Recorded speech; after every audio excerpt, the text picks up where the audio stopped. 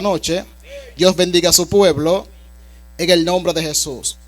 Doy gracias primeramente a Dios por la oportunidad, luego al pastor que lo hace posible.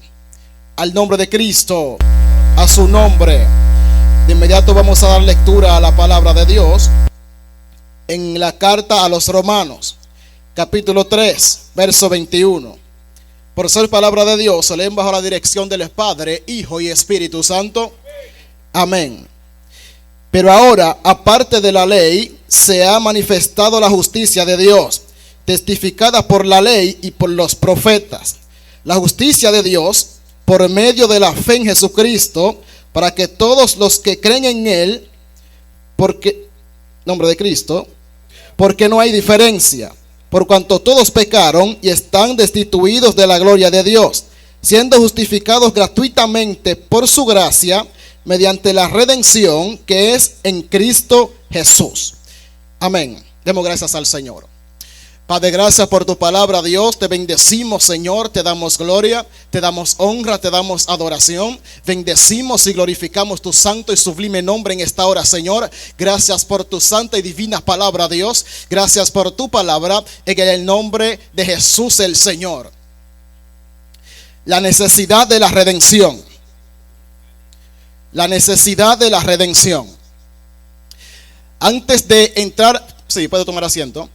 Antes de entrar a materia, es importante definir qué es la redención. Redención es ser rescatado de un peligro. Redención es volver a rescatar o a recuperar algo que se había perdido.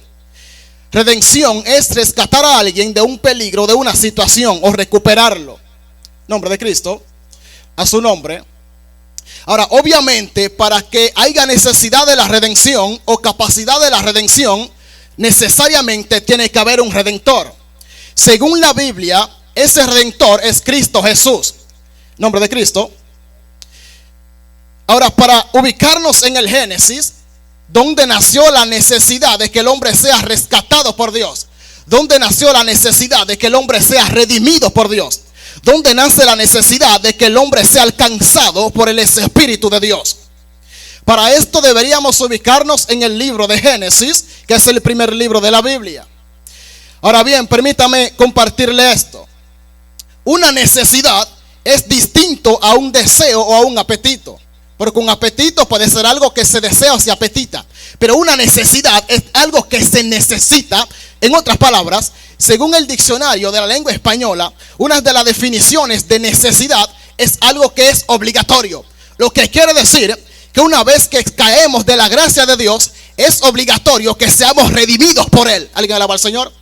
Por esto es que cuando nos ubicamos en el Génesis, cuando el hombre le falla a Dios, cuando el hombre peca en contra de Dios, nace la necesidad de que el hombre sea tomado por Dios. Nace la necesidad de que el hombre sea alcanzado por Dios. Es decir, que se hace obligatoria la necesidad de la redención. Lo que significa que si no somos rescatados por Él, si no somos redimidos por Él, no existe capacidad de que seamos herederos del reino de Dios. ¿Alguien alaba la gloria? Entonces, ¿qué leemos en la palabra de Dios? Cuando nos ubicamos en el Génesis, nos encontramos con un evento demasiado importante, y es el siguiente. Dice que hay un efecto de separación. Dice que hay un efecto donde el hombre cae de la presencia salvífica de Dios. Y permítame compartirles dos diferencias en cuanto a la gracia. Existe, según la teología sistemática, gracia común y gracia salvadora. Una vez que el hombre falla a Dios, se dice que cae de la gracia salvífica o salvadora, pero la gracia común de Dios todavía está sobre él. Es decir, que cuando el hombre le falla a Dios, que es destituido de la gracia salvífica de Dios, por lo menos en esa ocasión, Dios provee bendición para el hombre. Es decir, Dios lo que le está diciendo es: tú vas a caer de mi gracia salvífica, pero yo voy a provocar algo para que venga alguien que te va a llevar al reino de los cielos. ¿Alguien alaba al Señor? Según la gracia salvífica, es la gracia donde somos salvados por Él. Es la gracia que Dios provee para la salvación. Esta gracia solamente está destinada para aquellos que aceptan el sacrificio expiatorio de Jesús. Es decir, una vez que nosotros ponemos nuestra fe absoluta en Cristo, una vez que nosotros ponemos toda nuestra fe en el Cristo Redentor, entonces somos gozadores o gozamos de la gracia salvífica de Dios si permanecemos en esa gracia. Pero según la gracia común, esta está destinada para todos. Ahora bien, ¿cuál es la diferencia? Es que la gracia salvífica puede salvarte. La gracia común puede beneficiarte, pero no salvarte. ¿Alguien alaba al Señor? Es decir, que yo prefiero estar en la gracia salvífica que en la gracia común. ¿Alguien alaba al Señor? Lo que quiere decir que yo prefiero pasar lo que pase, pero estar dentro de la gracia salvífica de Dios. ¿Alguien alaba la gloria? Libro de Génesis dice que el hombre le falla a Dios. El hombre es sacado del buen lugar de Dios. Para mi impresión, dice que Dios le hablaba directamente al hombre. Dice que Dios, la voz de Dios se pasaba en el huerto. Pero que me impresiona es que dice la palabra que una vez que el hombre le falla a Dios, hay un estado de separación y hay un estado de contaminación. ¿Alguien alaba al Señor? Dice que la conciencia del hombre es contaminada. Deberíamos entender que Dios, dice el libro de Eclesiastés, una sola cosa sé, que Dios crea al hombre recto y justo en esta tierra y perfecto. Pero el pecado, dice la palabra, que provocó una imperfección. ¿Alguien alaba la gloria? Por eso es que deberíamos o buscamos la perfección de Dios, pero no existe nadie perfecto en esta tierra. Ahora bien, en el Génesis, una vez que el hombre le falla a Dios, dice que la voz de Dios se pasaba en el huerto. Lo que me impresiona es lo siguiente. Número uno, una vez que el hombre falla, se afecta su conciencia. Dice que el hombre tiene noción de pecado porque su corazón se contaminó. Ahora, lo que me impresiona otra cosa es que el hombre dice que se hace delantales para cubrir su desnudez. Ahora, cuando la palabra de Dios llama al hombre, dice que él le dice a Dios: escuché tu voz, tuve miedo y me escondí porque estaba desnudo. Dios le dice: ¿quién te enseñó que estaba desnudo? En otras palabras. Ahora bien, dice que el hombre hace delantales para cubrir su vergüenza o para cubrir su desnudez, pero parece ser que era insuficiente. Y permítame aclararle este punto por lo menos. Dice que Dios viste al hombre con pieles para cubrir su desnudez. Pero número uno, los esfuerzos del hombre para cubrir su desnudez fueron insuficientes. Los esfuerzos del hombre, número dos, para ser aprobados por Dios después de fallarle a Dios fueron insuficientes. Dios tiene que hacer una intervención para alcanzar al hombre que había fallado. Es decir, Dios tiene que intervenir porque todos los esfuerzos del hombre eran insuficientes. Me imagino a Dios decirle: está bien que tú trates de cubrir tu desnudez, está bien que tú trates de cubrir tu pecado, está bien que tú trates de cubrir tu vergüenza, pero todos tus esfuerzos son insuficientes. Me imagino a Dios decirle: tiene que haber una intervención de Dios para hacer suficiente tu insuficiencia. ¿Alguien alaba al Señor? Y deberíamos saber distinguir entre insuficiencia del hombre y suficiencia de Dios. La insuficiencia del hombre nunca nos va a garantizar llegar a la suficiencia divina. Eso es imposible. Pero la suficiencia de Dios hace suficiente nuestra insuficiencia. La perfección de Dios hace perfecto nuestra imperfección. ¿Alguien alaba la gloria? Es decir, que en Dios podemos alcanzar lo que por nosotros mismos no podemos alcanzar. Quiere decir que en Dios podemos llegar lo que nosotros mismos en sí no podemos llegar. Cuando el hombre dice que se hace delantales para cubrir su vergüenza y para cubrir su desnudez, parece que no fue suficiente todavía. Dios lo que le está diciendo es: yo tengo que irrumpir en ti para poder hacer suficiente lo que tú no has logrado hacer todavía. Y creo que vine a decir a los amigos en esta hora que no es suficiente con nuestros esfuerzos para alcanzar el reino de Dios. ¿Alguien alaba la gloria?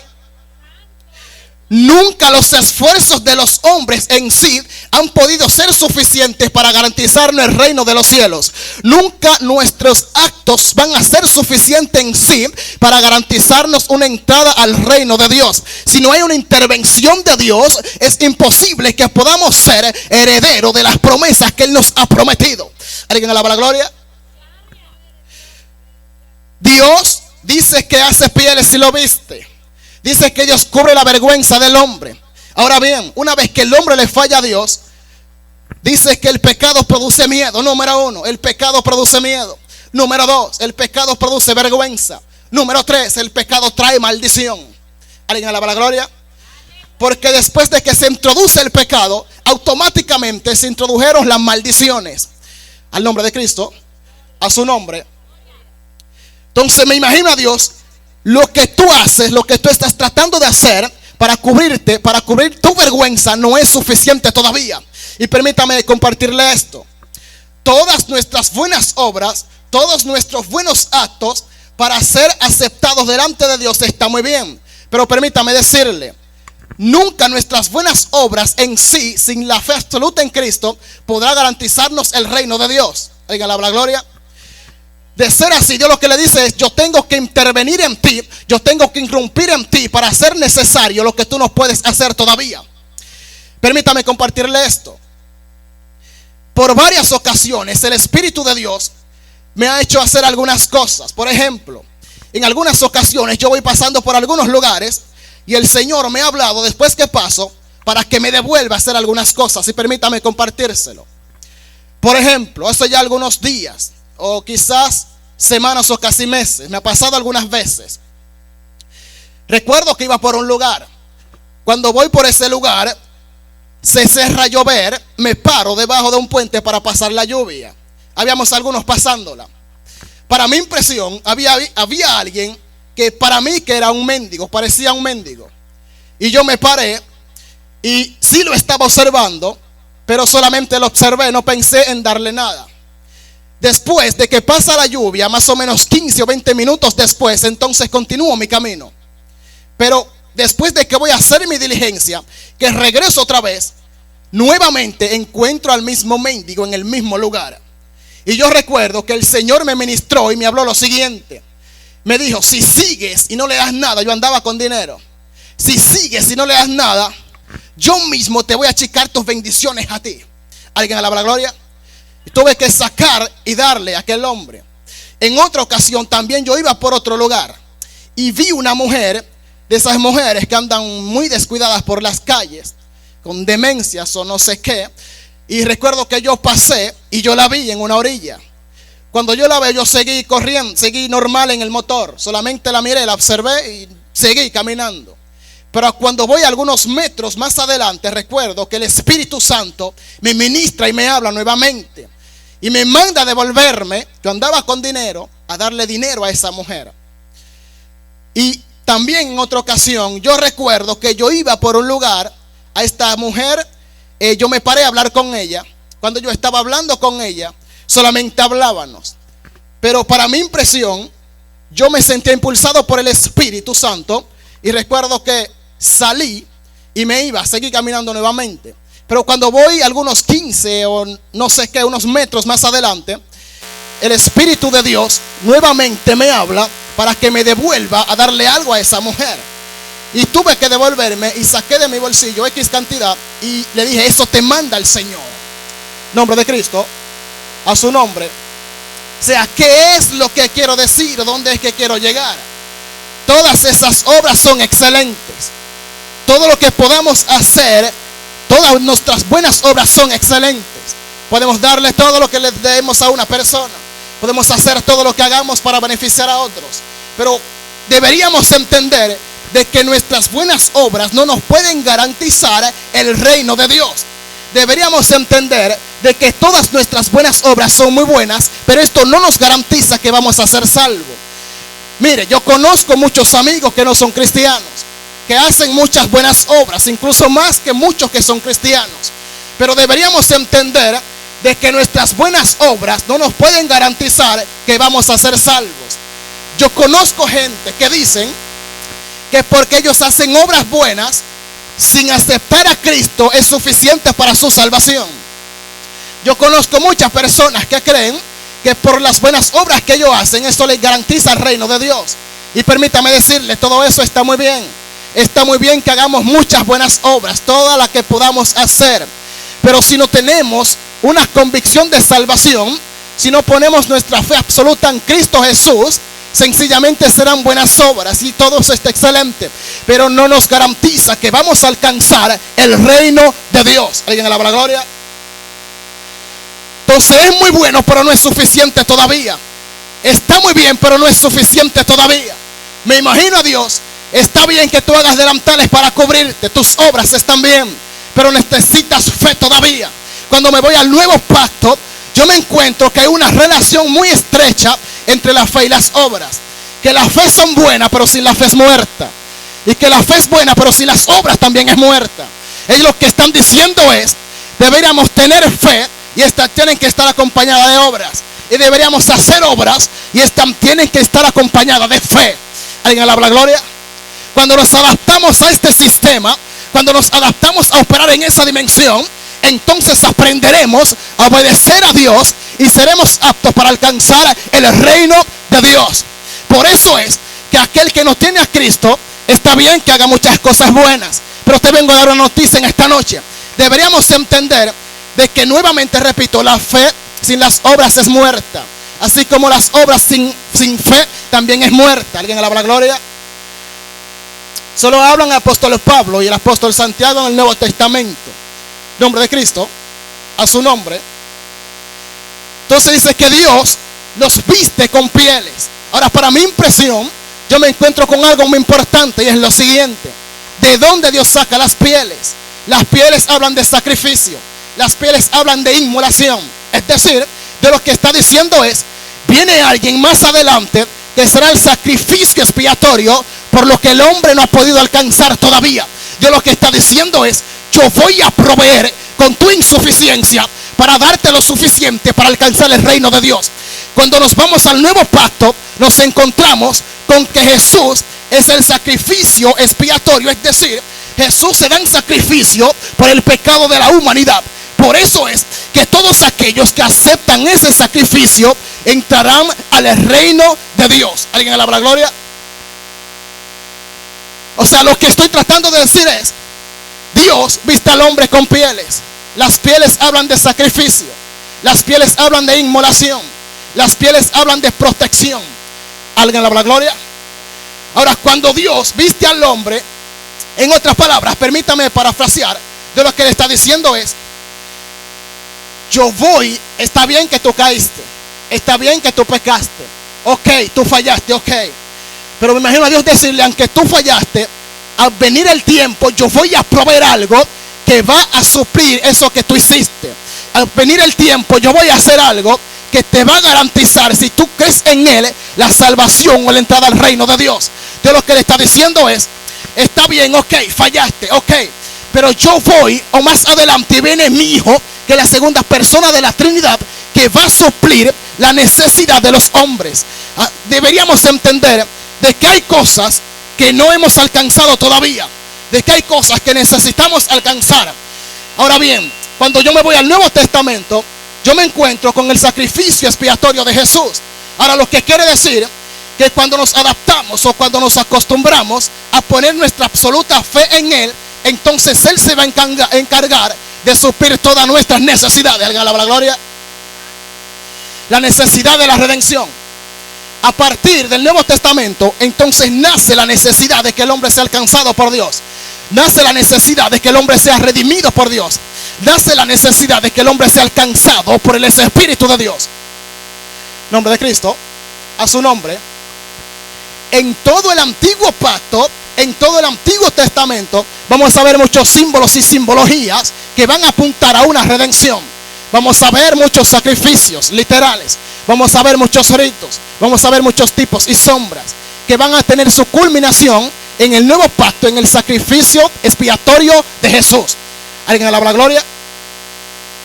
Naciendo la necesidad de la redención, obviamente, como dije al principio, si hay necesidad de que el hombre sea alcanzado por Dios, si hay necesidad de que el hombre sea redimido por Dios, entonces tiene que haber la capacidad de un redentor. Tiene que haber la capacidad de que alguien sea esa persona que va a llevar a cabo esa redención de los hombres. Nombre de Cristo.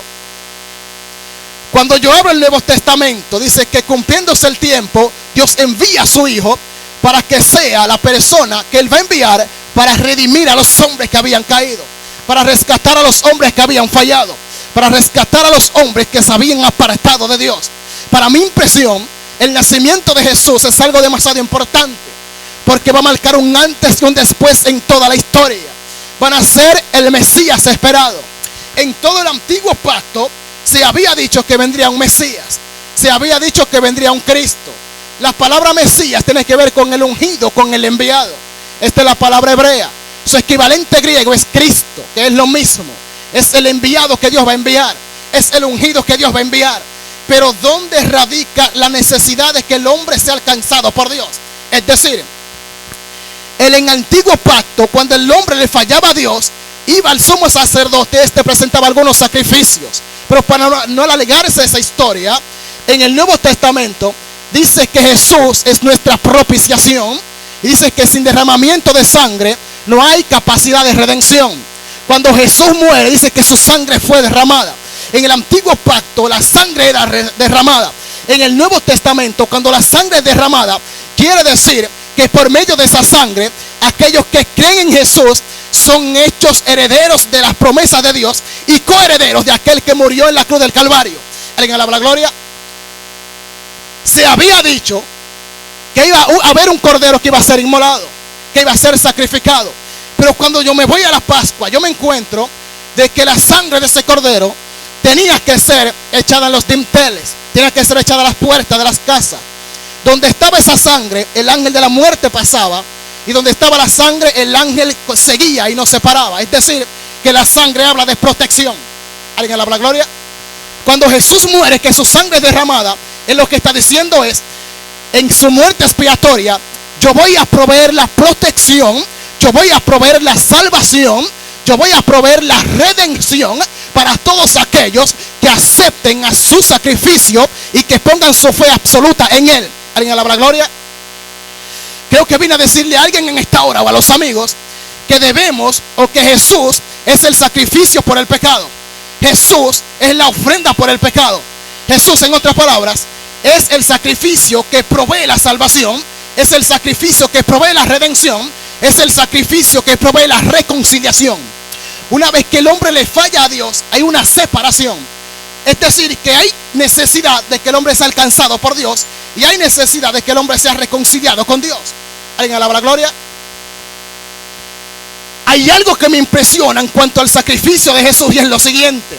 Número uno, en el antiguo pacto se había dicho que el templo o el tabernáculo estaba dividido, lugar santo, lugar santísimo.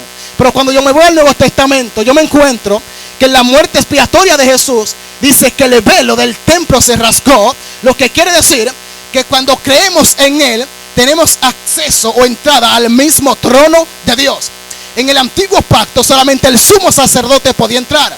Ahora bien, Jesús, siendo nuestro sumo sacerdote por excelencia, quiere decir que si creemos en él, que si confiamos en él y que si le aceptamos como nuestro único y suficiente Salvador, entonces ya no solamente será el sumo sacerdote, porque nosotros somos hechos sacerdotes con él, tenemos la capacidad de entrar juntamente con él al mismo trono de Dios. ¿Alguien alaba la gloria? Y creo que vine a decirle a alguien en esta hora que ya no somos extranjeros, que ya no estamos ajenos a las promesas de Dios.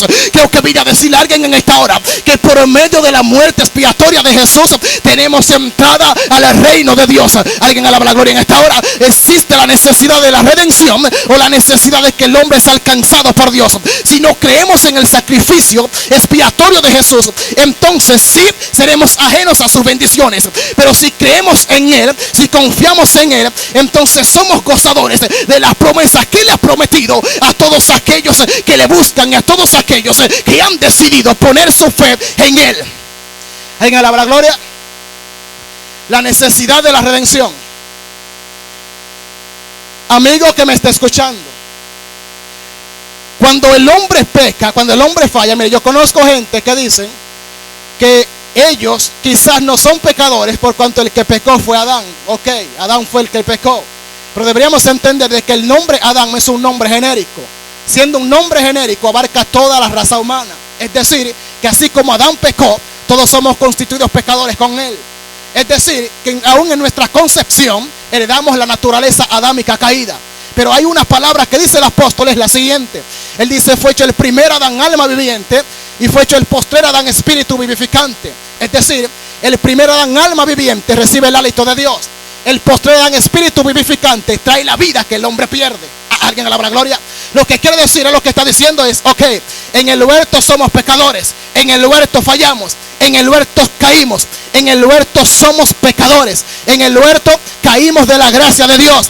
Pero me imagino decirle, vendrá un huerto nuevo y vendrá un Adán nuevo. Vino un Adán nuevo que nos va a rescatar, que nos va a redimir o que nos va a recuperar. Y que aunque en el pasado caímos, vino uno en el presente. Es decir, vino también en el pasado, sigue en el presente y continuará en el futuro. Alguien alaba la gloria. Y me imagino a Dios decir, o a este hombre de Dios decir, está bien, el primer Adán pecó, en él todos somos pecadores, pero vino un postero Adán que venció la muerte y en él todos somos vencedores. Alguien tiene que atrapar esta palabra en esta hora.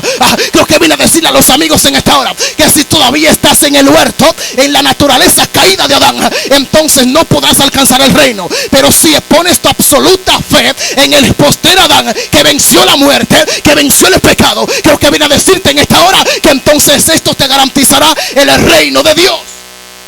Kaman, Kiman, Kai, Kankoye, Kaya.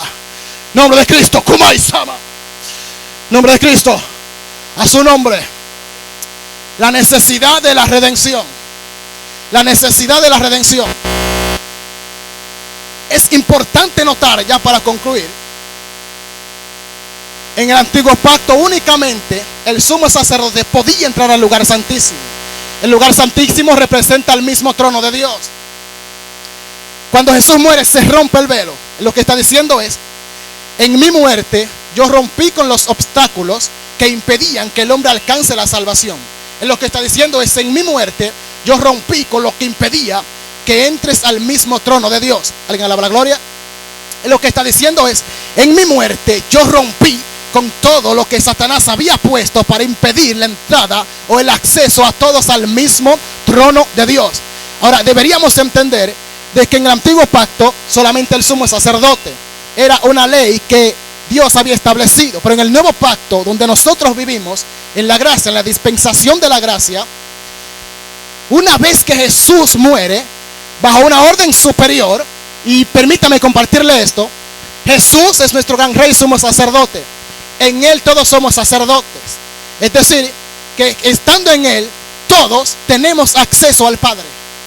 Ya no es una sola organización, ya no es un solo hombre, ya no es una sola religión. Todos aquellos que hemos aceptado a Jesús como nuestro único y gran suficiente Salvador, hemos sido capaces o tenemos la capacidad de entrar al mismo trono de Dios. ¿Alguien alaba la gloria? En el antiguo pacto se había dicho que el orden de los sacerdotes debía ser de la orden de Leví. Dios había dicho que los iba a tomar de esa orden. Ahora en el nuevo pacto yo me encuentro de que nuestro sumo sacerdote es de una orden superior. Es de una orden superior. Lo repito, es de una orden superior. Es de la orden según de Melquisedec. Sin principios, ni fin. Sin madre, sin padre, sin hallazgo de genealogía. ¿Alguien alaba la gloria? Lo que quiere decir que en el antiguo pacto había una orden inferior, pero Jesús es de una orden superior todavía. Lo que significa que estando en Jesús estamos en una posición superior. ¿Alguien alaba la gloria? Amado, mire, usted no es cualquier cosa.